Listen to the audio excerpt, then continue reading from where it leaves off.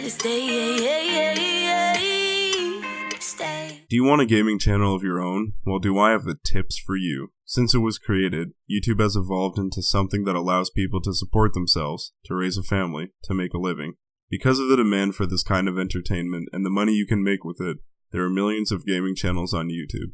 There are quite a few people who are widely known and have risen to the top of the market, and they want to entertain their audience in the most ways with the best quality.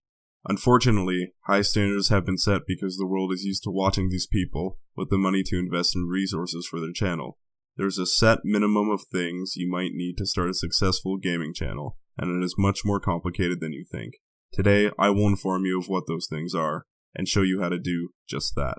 First, I like to start off with a few examples to give you a clearer picture of the standards I'm talking about. Starting off with two very popular presences on YouTube, one being the most subscribed channel, PewDiePie and Markiplier. These two are best known for their playing PC games bought on Steam. Markiplier has also recently dabbled in virtual reality games, once again bringing more to the table. Also, the two most prevalent Call of Duty YouTubers are T Martin and Ali A. Yep, he is, he's up there. Kill. It's just like a really cool update, to be honest with you guys. See if I can explode that car and kill someone. Now everything is behind the scenes with these big names, and in all actuality, speaking as the owner of a gaming channel myself, as most, if not all of you know, can be very complicated and expensive.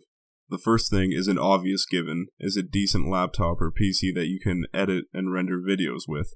No use in posting videos that you can't touch up and enhance. You may also want a PC or laptop with an i7 so you can stream, but that's another topic. Just have a decent one. The one completely essential thing you must have, especially if you're playing on console, is a capture device that can record in at least 1080p, and even that might not be enough in some cases. It is recommended that it should also be able to capture in 60 frames per second.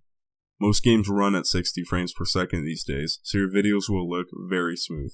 The next thing you will need is a decent mic, so your sound quality is not a scratchy turnoff. Example of my old sound quality. Good, and then when I went to edit it together and sync up the commentary and edit it and everything. Terrible, right? Now unfortunately, if you play on a console, for some godforsaken reason, it cannot output audio to your headset and the HDMI at the same time, meaning you need to split the audio with a Y cable so you can listen to the sound while your capture device records it. It's hell, I know, but it's the price we all pay. The last two musts are audio and video editing software. Now for the audio, I recommend Audacity as it is free and gives you a wide variety of options, and for the video editing, I recommend Sony Vegas. Now, it is very expensive, but it is pretty easy to torrent or crack for free. You just gotta be careful. You can also create your own art in Photoshop, which once again is very expensive but easy to crack. These are both very good programs, but are technically illegal, so use them at your own discretion. Finally, create a name and brand for yourself so you are easily identifiable. Also, you get to put your own personal flair on it.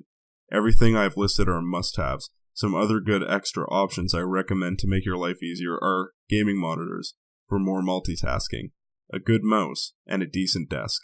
If you so choose to show your face, a webcam is also needed, and you may also need other sources of lighting to make the scene a little better well lit. The last thing you will need can be at the start of this process or the end, and that's picking your target audience. Obviously, if you wanted to entertain younger children, you wouldn't be playing many horror or complicated games. And if you wanted to entertain teens, you obviously wouldn't play extremely childish games. I suggest a mix so you aren't very limited to the content you can post. In conclusion, all the things I have listed will help you meet the standards of the top gaming YouTubers, and you will be satisfied with your videos, and hopefully your audience will be too. Thanks for listening. Oh, and sub to me on YouTube at CalamityJ.